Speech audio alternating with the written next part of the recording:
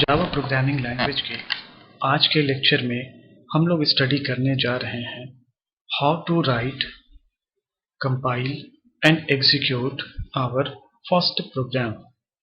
तो चलिए सबसे पहले हम लोग स्टडी करेंगे स्ट्रक्चर ऑफ जावा। जावा में प्रोग्राम को कैसे डिज़ाइन किया जाता है। तो सबसे पहला पॉइंट यहाँ पे हम लोग मेंशन किया है डॉक्यूमेंटेशन। दूसरा पॉइंट है पैकेज स्टेटमेंट्स। तीसरा पॉइंट है इंपोर्ट स्टेटमेंट। चौथा पॉइंट है क्लास डेफिनेशन और पांचवा पॉइंट है मेन क्लास डेफिनेशन। तो चलिए वन बाय वन एक्सप्लेन करते हैं कि एग्जैक्टली डॉक्यूमेंटेशन का रोल क्या है। देखिए, जब भी हम प्रोग्राम को डिज़ाइन करेंगे या प्रॉब्लम को सॉल्व करना स्टार्ट करेंगे तो हमें क्या करना है, सबसे पहले उस प्रोग्राम को डिस्क्राइब करना है। अगर हम प्रोग्राम को डिस्क्राइब करते हैं तो this is the concept of documentation. तो कह सकते हैं कि डॉक्यूमेंटेशन इट मीन्स हम प्रोग्राम के कमेंट्स को एक्सप्लेन कर रहे हैं। तो इट इज ऑप्शनल, अगर हम चाहें तो डिस्क्राइब कर भी सकते हैं और नहीं भी। अब आते हैं point number 2, that is package statement. अब ये देखिए, ये भी ऑप्शनल है, बट ये है क्या? तो package is a collections of classes, sub packages and interfaces.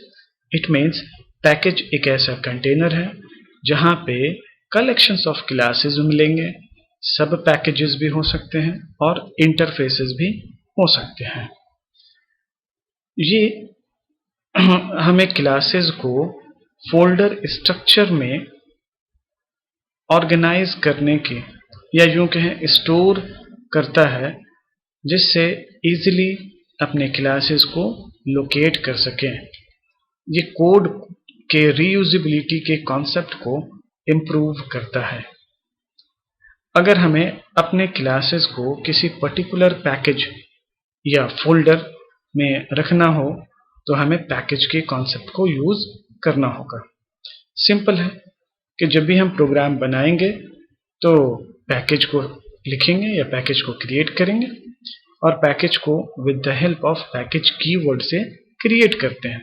तो जिस तरह से हम लोग फोल्डर बनाते हैं तो फोल्डर का नाम देते हैं, उसी तरह से पैकेज के क्रिएशन में पैकेज कीवर्ड के साथ जिस भी नाम से फोल्डर बनाना हो वो नाम लिखेंगे और लास्ट में सेमीकोलन। तो इस तरह से हमारा ये पैकेज क्रिएट हो जाएगा और हमारे वो जो क्लासेस होंगे वो क्लास इस पैकेज का पार्ट हो जाएगा। पैकेज का यूज करके प्रोग्राम को डिजाइन करने में और डेप्थ में स्टडी करेंगे आने वाली क्लासेस में। तो अभी सिर्फ इतना ही और कह सकते हैं कि package statement is an optional. Point number 3, that is import statement. अब देखिए, जावा में थाउजेंड्स ऑफ क्लासेस हैं, या यूं कहें कि हजारों क्लासेस प्री डिफाइंड हैं और हर क्लास में प्री डिफाइंड फंक्शन या मेथड्स होते हैं। किसी ना किसी पैकेज का पार्ट होता है ये सारे के सारे क्लासेस, जो भी क्लासेस बने होते हैं। रीडिफाइंड क्लासेस को रीयूज करने के लिए हमें इंपोर्ट स्टेटमेंट की जरूरत होगी। इसे भी हम एज पर नीड अपने प्रोग्राम में कॉल करेंगे, जैसी जरूरत होगी उसके अकॉर्डिंग क्लास को कॉल करेंगे। But java.lang it is a default package, जिसमें Java it is a name of package and lang it is the name of a sub package. और lang पैकेज में प्री डिफाइंड क्लासेस होते हैं जिन्हें generally हम लोग अपने प्रोग्राम में यूज करते हैं। जैसे for example system, it is a name of class inside the java.lang package. String, it is the name of the class inside the java.lang package. These predefined classes belongs to java.lang। तो इस तरह से हम लोग import statement का use करते हैं। अब नेक्स्ट पॉइंट आता है class definition and main class definition. तो यहाँ पे देखिए, class definition it means object orientation का प्योर कॉन्सेप्ट, जहाँ पे हम क्लास को बनाते हैं और उसके अकॉर्डिंग ऑब्जेक्ट का क्रिएशन करते हैं। तो अभी हम लोग सबसे पहले क्लास डायग्राम के हेल्प से समझेंगे कि क्लास को कैसे डिजाइन करते हैं। तो देखिए, क्लास को डिजाइन करने के लिए जावा प्रोग्रामिंग लैंग्वेज में क्लास नाम के कीवर्ड का यूज करेंगे और उसके बाद जिस भी नाम से क्लास डिजाइन करना है वो नाम होगा। जैसे यहाँ पे डायग्राम में देखिए, क्लास एंड क्लास नेम, जो भी नाम रखना चाहें। अब इस क्लास के स्ट्रक्चर में दो टर्म इंप्लीमेंट किया जा सकता है, that is data member and member function. Data members हमारे वेरिएबल्स होते हैं और मेंबर फंक्शंस जो कि हम लोग फंक्शंस को डिजाइन करते हैं। तो क्लास के अंदर ही वेरिएबल्स और फंक्शंस का कॉम्बिनेशन होता है। हम लोग इसे और भी डिटेल से ऑब्जेक्ट ओरिएंटेशन उप्स के कॉन्सेप्ट में समझेंगे। तो आज की क्लास में हमारा मेन टारगेट है मेन क्लास डेफिनेशन, कि हम मेन क्लास को समझें, प्रोग्राम को डिजाइन कर पाएं और कंपाइल एंड एग्जीक्यूट कर पाएं। तो देखिए, यहाँ पे समझते हैं मेन क्लास। मेन क्लास में डेटा मेंबर आपको नहीं दिखेगा, बट एक फंक्शन आपको जरूर दिखेगा और उस फंक्शन का नाम होगा पब्लिक स्टैटिक वॉइड मेन। जैसे आपने सी या सी प्लस प्लस में स्टडी किया होगा वॉइड मेन का, कि जहाँ पे मेन होता है प्रोग्राम का एग्जीक्यूशन वहां से होता है। तो जावा लैंग्वेज भी फॉलो करता है सी एंड सी प्लस प्लस की तरह ही सिंटैक्स। तो यहाँ भी वॉइड मेन में ही हम लोग उन सारे इंस्ट्रक्शंस को लिखते हैं जहां से हम टास्क को एग्जीक्यूट करते हैं। इसीलिए मेन फंक्शन कंपलसरी हो जाता है जब हमें प्रोग्राम को एग्जीक्यूट कराना होता है। तो चलिए समझते हैं अब वन बाय वन। तो यहाँ पे एक छोटा सा एग्जांपल लिखा है, स्टेप 1 2 3 4 5। पहले स्टेप में है डॉक्यूमेंटेशन। डॉक्यूमेंटेशन करने का मतलब होता है प्रोग्राम को डिस्क्राइब करना। प्रोग्राम को डिस्क्राइब दो तरीके से कर सकते हैं, सिंगल लाइन कमेंट और मल्टी लाइन कमेंट।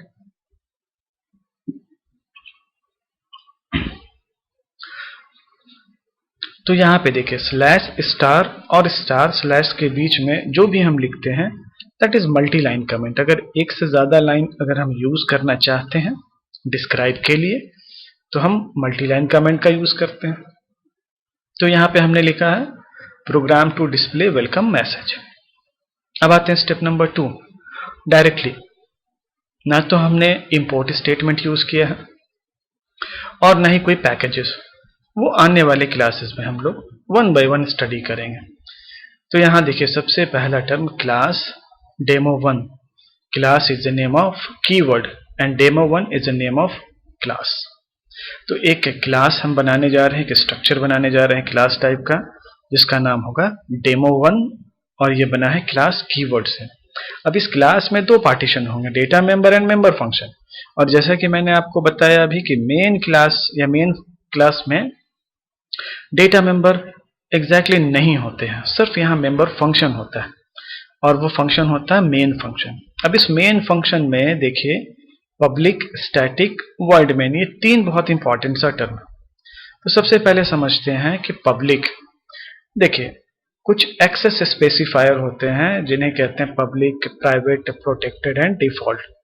इनका काम है क्लासेस के मेंबर को एक्सेस करना या किस लेवल तक इन्हें रिस्ट्रिक्ट किया जा सकता है।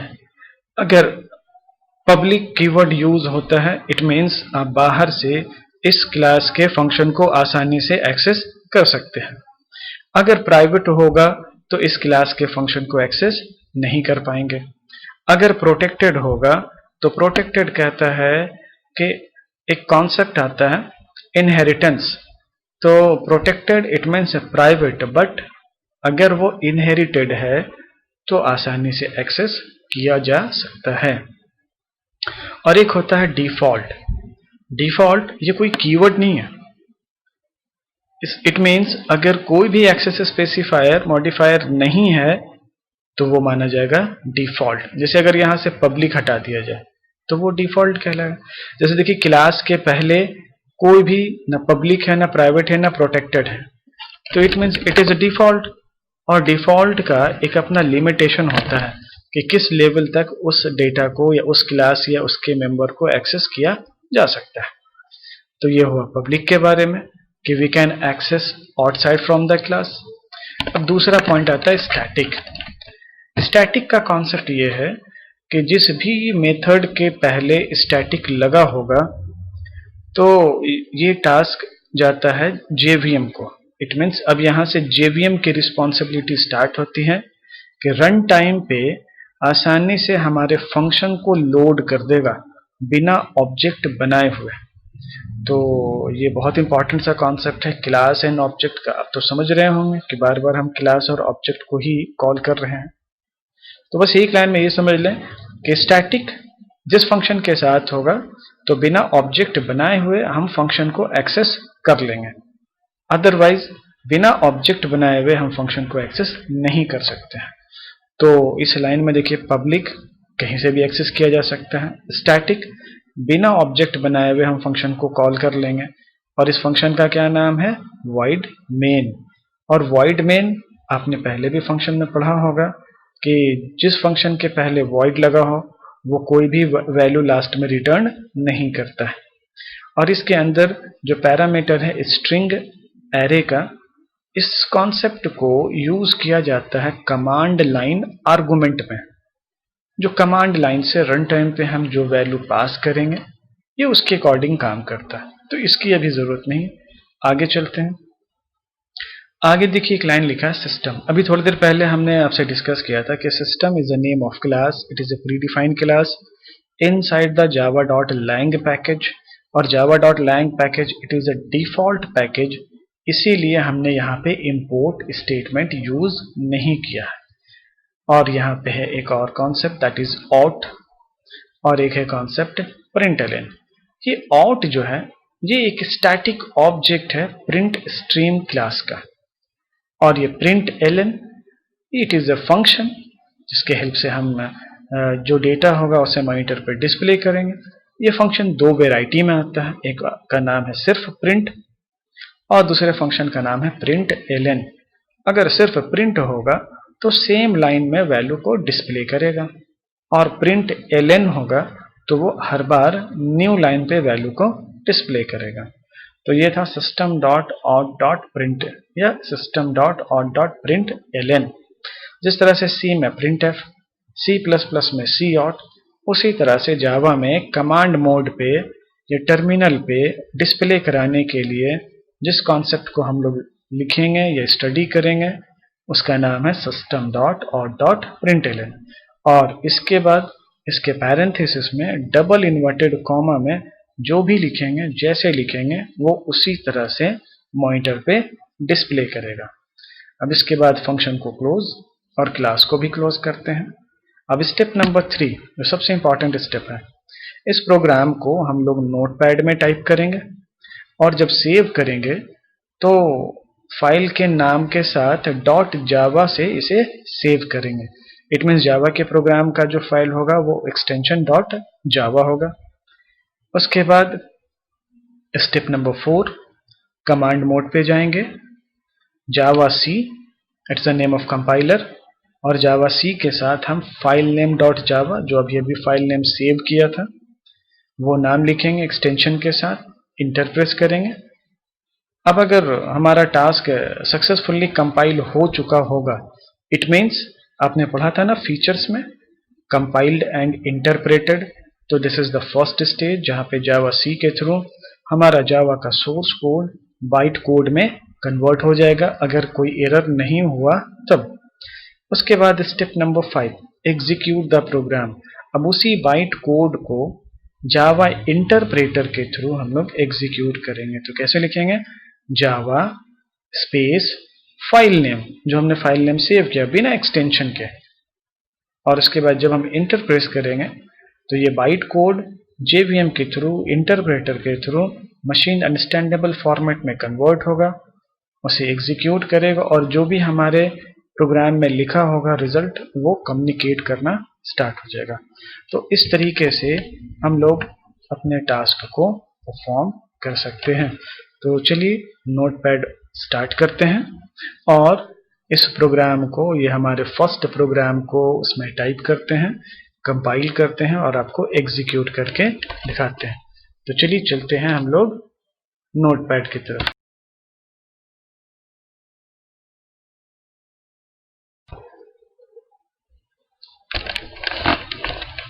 तो चलिए अब हम लोग नोटपैड को ओपन करते हैं और उसके बाद यहाँ पे प्रोग्राम लिखना स्टार्ट करें। तो यहाँ जैसे कि आप देख चुके हैं, ये यहाँ पे नोटपैड हमने ओपन कर लिया है और सबसे पहले हम लोग स्टेप नंबर 1 को फॉलो करेंगे, that is documentation. Documentation it means हम अपने प्रोग्राम का कमेंट लिखेंगे कि हम कौन से टर्म के लिए प्रोग्राम को डिजाइन करने जा रहे हैं। तो देखिए यहाँ पे मैंने लिखा है first program in Java to display welcome message. तो ये रहा हमारे प्रोग्राम का टाइटल। अब उसके बाद इस मल्टीलाइन कमेंट को कंप्लीट करेंगे, जैसे स्लैश स्टार से स्टार्ट किया था तो क्लोजिंग होगा स्टार स्लैश। अब आगे चलते हैं और उसके बाद नेक्स्ट पॉइंट होगा कि हम एक क्लास क्रिएट करेंगे। तो कैसा क्लास? Main class definition. तो मेन क्लास डेफिनेशन के लिए क्लास कीवर्ड से बिगिन कर रहे हैं और हमने फाइल क्लास का नाम रखा है डेमो1। कर्ली ब्रैकेट से इस क्लास के अंदर आते हैं और यहाँ पे मेंबर फंक्शन को डिजाइन करते हैं। तो ये हमारा जो मेंबर फंक्शन है that is public static void main. तो आई थिंक ये बात समझ रहे होंगे, पब्लिक स्टैटिक वॉइड मेन अभी हमने डिस्कस किया था। अब उसके बाद इस फंक्शन के अंदर हम आज एक लाइन लिखने जा रहे हैं, जिस लाइन के बेसिस पे जो भी वैल्यू लिखेंगे वो मॉनिटर पे डिस्प्ले करेगा। तो लाइन लिखने के लिए हम यूज कर रहे हैं सिस्टम डॉट और डॉट प्रिंट एलएन, मतलब न्यू लाइन में वैल्यू डिस्प्ले होगा और डबल कोट्स में हमने लिखा है welcome to the Java. Close and class भी क्लोज, सेव कर लिए। तो हमने डेमो1 नाम डॉट जावा से सेव किया। अब कमांड मोड पे चलते हैं। तो चलिए देखिए, एक हमने फोल्डर बना लिया है जावा के नाम से। अब हमारा सबसे पहला काम यह होगा कंपाइल करना, दैट इज जावा सी डेमो1 डॉट जावा। अब इंटर प्रेस करेंगे। अगर हमारा ये बाइट कोड बन चुका होगा तो इट मीन सक्सेसफुली कंपाइल हो गया। अब इसे एग्जीक्यूट करेंगे with the help of Java interpreter Java and सिर्फ डेमो1 विदाउट एक्सटेंशन। अब इंटर प्रेस करेंगे तो जो भी इस प्रोग्राम के अंदर टास्क होगा वो एग्जीक्यूट करेगा। देखिए ये लाइन हमारा एग्जीक्यूट कर गया, that is welcome to the Java. अब इसके बाद यहाँ पे हमारा पहले क्लास का प्रोग्राम एंड होता है। तो आई होप इस क्लास को आप समझ पाए होंगे कि how to write, compile and execute our first Java program. Thank you.